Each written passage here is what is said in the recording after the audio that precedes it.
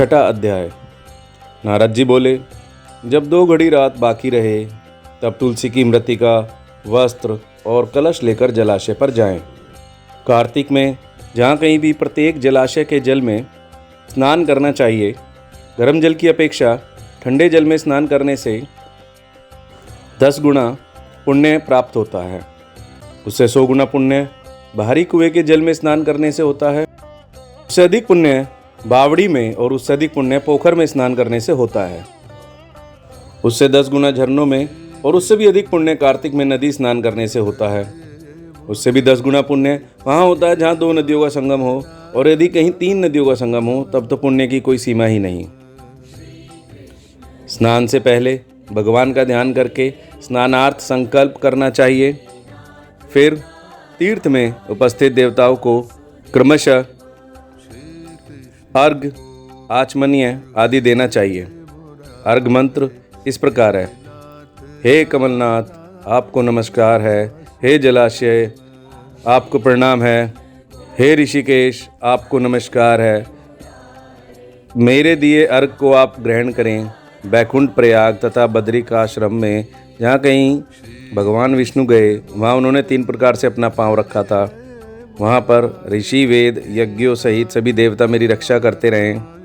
हे जनार्दन, हे दामोदर, हे देवेश, आपको प्रसन्न करने हेतु मैं कार्तिक मास में विधि विधान से ब्रह्म मुहूर्त में स्नान कर रहा हूँ। आपकी कृपा से मेरे सभी पापों का नाश हो। हे प्रभु, कार्तिक मास में व्रत तथा विधि पूर्वक स्नान करने से मैं अर्घ्य देता हूँ। आप राधिका सहित ग्रहण करें। हे कृष्ण, हे बलशाली राक्षसों का संहार करने वाले भगवान, हे पापों का नाश करने वाले, कार्तिक मास में प्रतिदिन दिए हुए मेरे इस अर्घ्य द्वारा कार्तिक स्नान का व्रत करने वाला फल मुझे प्राप्त हो।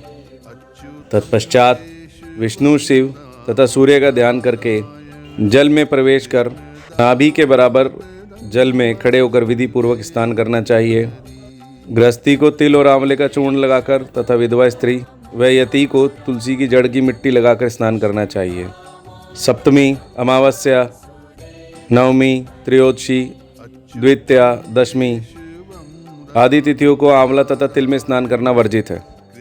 स्नान करते हुए निम्न शब्दों का उच्चारण करना चाहिए: जिस भक्ति भाव से भगवान ने देवताओं के कार्य के लिए 3 प्रकार का रूप धारण किया था, वही पापों का नाश करने वाले भगवान विष्णु अपनी कृपा से मुझे पवित्र बनाए।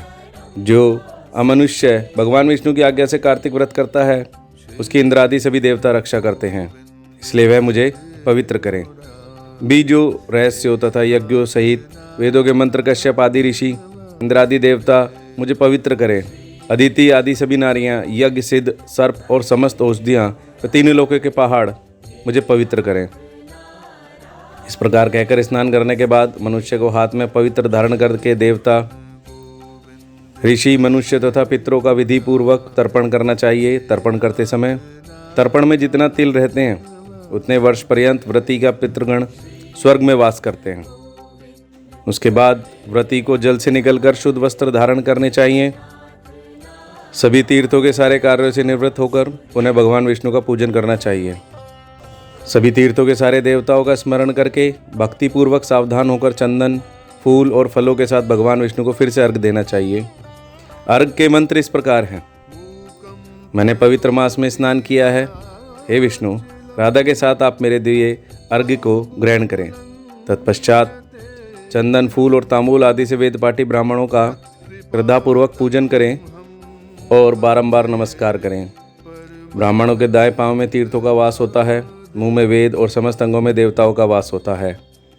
अपने कल्याण की इच्छा रखने वाले मनुष्यों को इनका ना तो अपमान करना चाहिए, ना इनका विरोध करना चाहिए। फिर एकाग्रचित होकर भगवान विष्णु की प्रिय तुलसी की पूजा करनी चाहिए, उनकी परिक्रमा करनी चाहिए। तुलसी को प्रणाम करते हुए ये उच्चारण करना चाहिए: हे देवी, हे तुलसी, देवताओं ने प्राचीन काल से तुम्हारा निर्माण किया है और ऋषि ने तुम्हारी पूजा की है। हे विष्णु प्रिया तुलसी, आपको नमस्कार है। आप मेरे समस्त पापों का नष्ट करो। इस प्रकार जो मनुष्य भक्ति पूर्वक कार्तिक व्रत का अनुष्ठान करते हैं, वे संसार के सुखों को भोग करते हुए अंत में मोक्ष प्राप्त करते हैं। यहाँ छठा अध्याय समाप्त हुआ। अगर आपको हमारी ये प्रस्तुति अच्छी लगी हो तो हमारे चैनल को सब्सक्राइब कीजिए। जय श्री बद्री नारायण।